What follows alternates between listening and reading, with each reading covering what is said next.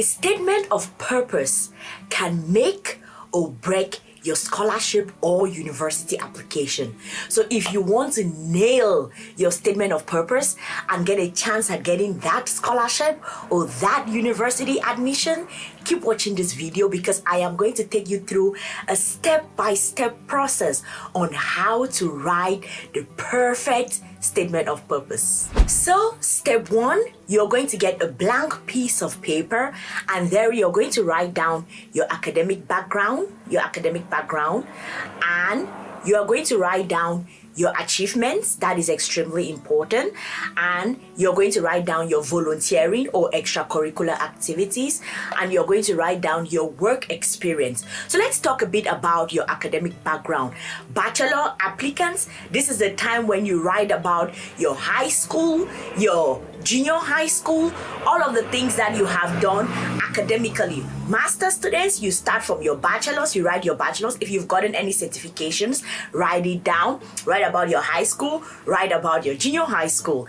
And then PhD applicants, you are going to write about your master's, you're going to write about your bachelor's, you're going to write about your high school. Please don't go right down to your junior high school because that is way back, right? So 2 steps back, it's okay. 3 steps back, that's a bit too much. So you're going to sit down and you're going to write all of these things down. The next thing that you're going to do is, what are your achievements? Here you're writing about any recognitions, any awards, any certifications that you have gotten. And I have always insisted when I talk to you all, don't take anything for granted. Nothing is too small. Don't say that, oh, because they recognized me as the whatever, let's say the best student or in your major. Oh, that is something that is not small. Anything that you have ever received as an award, as a certificate, write it down as part of your achievements. That is extremely important. And then the next thing that you're going to write about is your volunteering or extracurriculars. I hope that as you all have gone through your entire study life, you've not just focused exactly on your studies and you've not done anything outside of your studies. So this is the point where you start telling us about the things you've done in your community. What are the things that you've done outside of work? Write it down on that blank sheet of paper. And then the next thing that you're going to do is write down your work experience. This sometimes, well, maybe for master students or for PhD students, you left school, you went to work, so you have a lot to write there. But maybe your work experience is just an internship in some local company, or your internship in maybe even just working as a teaching assistant in the university or as a research assistant. Maybe that is what your working experience is. Write it down, because when we go to the further steps backward, I'm going to tell you how you are going to connect all of these things to make sure that you get a perfect statement of purpose. Step 2, you are going to outline your essay. This is the point where you have to take a step back and you reread the instructions of the institution or the scholarship provider. What exactly are they asking of you? Read it several times. What are the guidelines? What is the word limit? How much do they want you to write? Are you going to write outside and then you bring it into some particular filling documents, or you're going to write something separately? What are the recommendations? Take your time, read those instructions and understand them carefully. After you've understood them, then you now come up with an outline.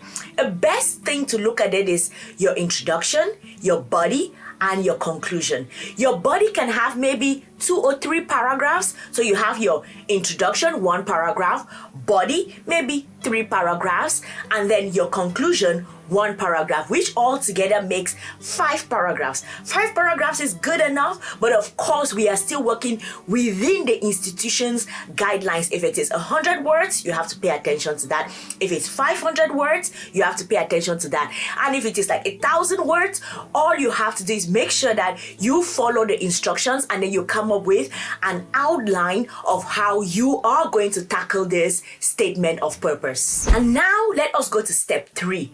Remember, in step 1, all you did was write all your background, and then in step 2, you understood the instructions of the institution and you came up with an outline. And now in step 3, this is when you are beginning to write your statement of purpose.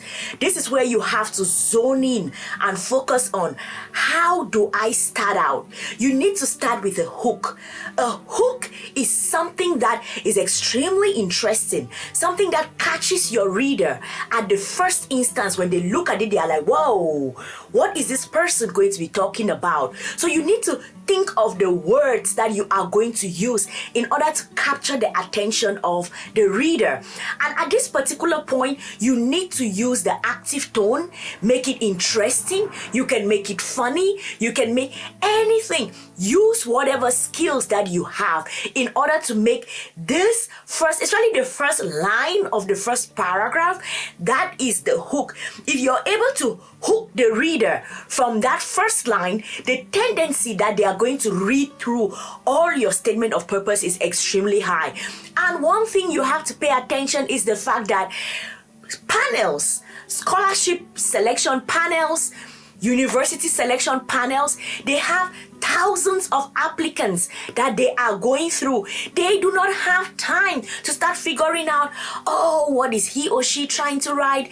Are they trying to say this? No. From that state, that first line, make it as engaging as possible. I don't know, maybe at some point I'm going to do another video still on statement of purpose and give you all examples of what you should use. But if you want some examples, let me know in the comment section. Do you want examples of hooks that you can use when you are writing your statement of purpose? Let me know in the comment section. But on step 3, make sure that your hook is extremely interesting. Now, let us go to step 4. On step 4, this is where you have to start connecting the dots. Remember, you had written about your academic background, everything you had written, your achievements you had written, your volunteering experience and extracurriculars you had written, and your work experience you had written. So now this is time for you to start connecting the dots. Your academic background, how has it prepared you for this particular department that you're applying for this particular university that you're applying for this particular scholarship that you are applying for, right? What is it in your academic background that has prepared you for this? You need to make sure that you start connecting those dots. What is it in your achievements? Why did you receive this achievement? What was it about that passion that made you have this achievement? Is it something, can you find a connection between it and the department you're applying for, the university you're applying for, and the scholarship you're applying for? Can you find a connecting thread? The next thing is now your volunteering experience. How has this prepared you for this department, for this university, for this scholarship? What is the connecting thread between that? And then lastly, your work experience. How has this prepared you for this department, for this university, and for this particular scholarship? And what you get to start realizing is that this is actually your story. This is the reason why you cannot plagiarize your statement of purpose. This is the particular reason why no one can properly write your statement of purpose, because this is your story. This academic background is yours. These achievements, they are yours. Volunteering and extracurriculars, they are yours. And the work experience, they are yours. Nobody can properly tell you what it is that made you want to go volunteer in this particular organization, and how has that prepared you for this particular department that you're applying for this scholarship. This is why it is extremely important that all of this, you write it by yourself. Of course, someone can review it for you, but never plagiarize. You cannot plagiarize, because this is your story. And when you are doing this, I'm going to ask you is, look through what you have written so far. Can the selection panel, can they put your face to all of these things that you have written? Can they put a face to it? Can they be like, this is what this student has gone through so far, and this is it? Does it tell your story? If you do it exactly like I showed you, of course it's going to tell your story, which is extremely unique to your experience. And also, do all of the sentences that you are writing, are they adding up to that particular program, to that particular university? Are they adding up to that particular scholarship? If any of it is not adding to support why you are a good fit for this particular program, scholarship, or university, you are doing something wrong. Go back, redo it until these 3 questions that I have asked you, till your answer is yes, yes, and yes. And when you get all of those yeses, then your body paragraphs are ready. And now let us go to step 5, which is review. Just as important as all the other steps of this are, that is how important your review is. So you have put everything together, you have written all your body chapters, you have written your conclusion. The first thing that I want you to do is get that first draft that you have written and give it to 2, 3, or 4 of your friends. Let your friends read it and get back to you with, do they understand what you've written? Do they think that it makes sense? They know you, they have lived with you. Does it tell your story? Have your friends give you feedback. And when you take the feedback that your friends have given you, redo it, make your second draft. When you have written your second draft, bachelor students, give that second draft to a master student, a senior, to review it. Master students, give it to a PhD students. PhD students, give it to a postdoc student. Let them now read through and then give you feedback as to, do they think that this makes sense? Let them give you as much feedback as possible. What you're going to do is you will take that feedback and then you are now going to write your third draft. When you write your third draft, given feedback from your friends, feedback from a senior, then you are now going to take that third draft and you go give it to a professor. I know that maybe if you are in a big university, there are so many professors and not all, so many students also, and maybe not all professors remember your face or know you, because when I was in the university, we had Amphi 1000, Amphi 250. There's 250 students and there is no way one professor can remember everybody's face. So I hope that you are that student that has been making good connections with your professors, such that when you like, professor, please, I need your help to review this thing that I've written, that professor should remember you. You can even take this as an opportunity to get to know your professor on a personal level. Let it not just be that general, oh, it's 500 students of us. Now take that draft that you have written, your third draft, go with it to some professor. Let the professor read it and give you feedback. Now you're going to come back with the feedback and you're going to write your fourth draft.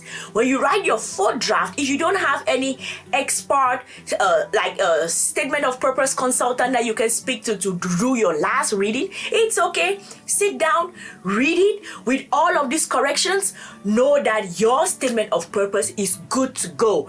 And if you don't go through these steps in the review, there are so many things that you're going to miss. So make sure that you do all of these reviews and then your statement of purpose is ready to be submitted to the scholarship or the university that you are applying for. Alright, so as you all already know, I work with students one-on-one to prepare them to apply for fully funded scholarships. So if you want to work with me, feel free. There is a form in the description box. Fill it up and I'm going to get back to you. But before we close it out, there are so many of you when this is probably like your first time that you're applying to a university, you're applying to study abroad. So if that is you, there is a video that I'm going to put here. And in this video, what I am doing is I am giving you an action plan, step by step, for beginners who are trying to figure out their way of going to study abroad. Where do you start from? Who should you speak to? How should you structure your application? Do well, go ahead and check out this video because it's really going to help you put into perspective what you are going to be doing in this particular study abroad journey. So definitely go ahead and check that video out. Until the next time, I hope this was helpful. I'll see y'all soon. Cheers.